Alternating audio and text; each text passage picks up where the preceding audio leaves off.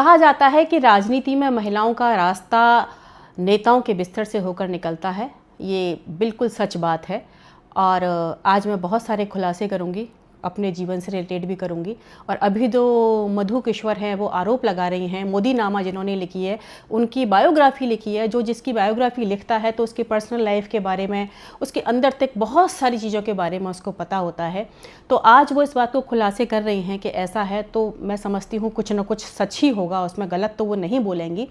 और उनके साहस को भी प्रणाम करती हूँ कि इतना बड़ा साहस उन्होंने किया, पर पता नहीं वो इतनी लेट क्यों बता रही हैं, कोई मजबूरी रही होगी उनकी। मैं 2009-10 में जब अपने स्कूल और कॉलेज चलाया करती थी, तो जब कभी सिटी में कोई प्रोग्राम होता था, कोई आया है, तो मुझे वक्ता के तौर पर लेक्चर देने के लिए बुलाया जाता था। एक बार महिला दिवस का कार्यक्रम था, मंत्री भी आए हुए थे और मुझे मुख्य वक्ता के तौर पर वहाँ बुलाया था। मैं वहाँ गई, मैंने अपना लेक्चर दिया। महिलाओं के लिए राजनीति कितनी गंदी है उसका आज काला सच आपको सुनने को मिलेगा। और यह जो है एक महिला की ही जुबानी होगी, सीमा गोविंद जी, जो अपनी जुबानी बताती हैं कि राजनीति महिलाओं के लिए कितनी गंदी है। और जो भी बड़ी नेता बनती हैं वह जो है बड़े बड़े नेताओं के बिस्तर से होकर गुजरती हैं। मतलब अगर कोई महिला बड़ी नेता बनना चाहती है, बनती है, तो उसे जो है नेताओं के बिस्तर से गुजरना पड़ता है। और ये 100 में से जो 90 महिलाओं की कहानी है। 10% महिलाएं वो ऐसी महिलाएं हैं जो बड़े परिवारों से संबंध रखती हैं, या फिर उनका पॉलिटिकल बैकग्राउंड होता है, या फिर जो है जिन्हें जनता का सपोर्ट होता है। लेकिन 100 में से 90% महिलाएं ऐसी हैं जिनको जो है बड़े बड़े नेताओं के बिस्तर से होकर गुजरना पड़ता है। यह है राजनीति का काला सच महिलाओं के लिए, जिसको सीमा गोविंद जी जो है अपनी जुबानी कहती हैं। आप उनको सुनेंगे तो पाएंगे जो महिला एक प्रखर वक्ता है, और जब कोई बड़ा प्रोग्राम होता है तो उन्हें बुलाया जाता है, और उसी दौरान एक बड़ा नेता उनको राजनीति में लाना चाहता है और वो राजनीति में जाती हैं। लेकिन जब उस राजनीति में जब वो शामिल होती है और राजनीतिक पार्टी की सदस्य बनती हैं, तब जो है उसके अंदर की वह काली सच्चाई जान पाती हैं। 1 साल के भीतर उन्होंने जो है उस राजनीतिक पार्टी से त्यागपत्र दे दिया। लेकिन उन्होंने जो जो एग्जाम्पल रखा वह जो है चौंकाने वाला है, वह दुनिया की जो है आंखें खोल देगा। बाकी जो है आप सीमा गोविंद जी की जुबान सुनिए, उन्होंने क्या कहा और कैसा जो है राजनीति के अंदर का माहौल। के बाद जिन्होंने ये आयोजन किया था उनको उस मंत्री ने फ़ोन करके बोला कि एक बार हमारी उन मैडम से मीटिंग करा दो, हम उनको राजनीति में लाना चाहते हैं। उन्होंने मुझे कहा कि मैडम वो आपसे मिलना चाहते हैं। मैंने कहा मेरी राजनीति में कोई दिलचस्पी नहीं है। तो उन्होंने कहा कि अच्छे लोग नहीं आएंगे तो कैसे बात बनेगी।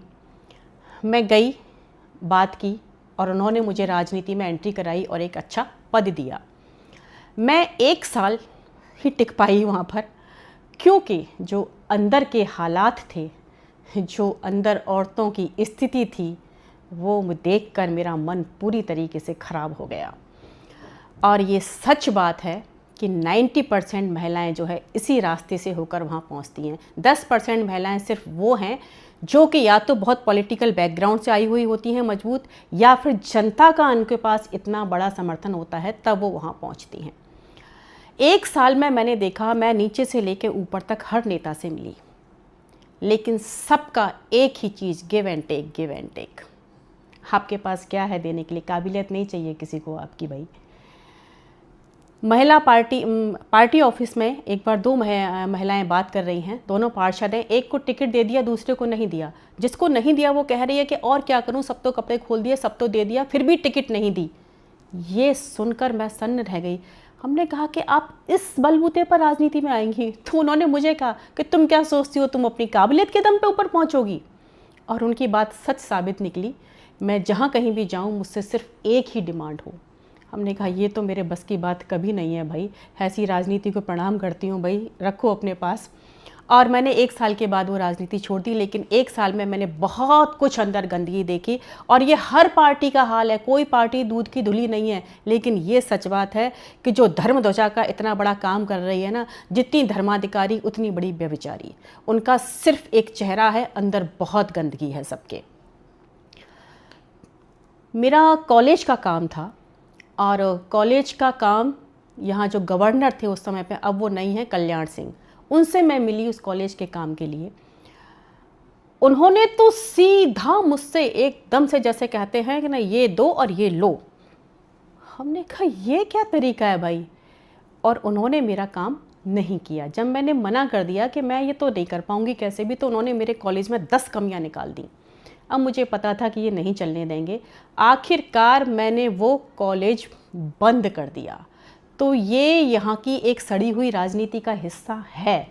लेकिन मैं फिर भी उन महिलाओं से ये कहूँगी कि भाई, आप इतनी महत्वाकांक्षी कैसे हो सकती हो कि आपके पास जो अपनी सबसे अनमोल चीज़ होती है आप उसी को दांव पर लगा देती हो। यहाँ सारे पुरुष ही गलत नहीं है कि भाई सारे जो है सारा दोष जो है आदमियों का है, औरतें तो बहुत अच्छी धुली हुई हैं, ऐसा भी नहीं है। क्योंकि औरतें ऐसी हैं तभी वो ऐसा हो रहा है, वो करती हैं ऐसा, कंप्रोमाइज़ करती हैं तभी तो आपको कंप्रोमाइज़ करने की क्या ज़रूरत है? हो रहा है तो ठीक है, नहीं बैठो अपने घर पर।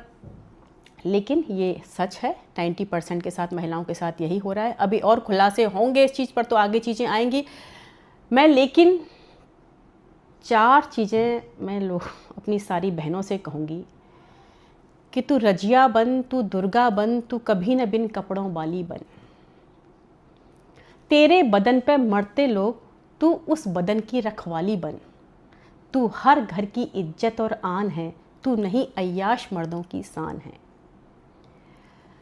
तू पैसे पर मत नाच, तू पैसा बरसाने वाली देवी बन।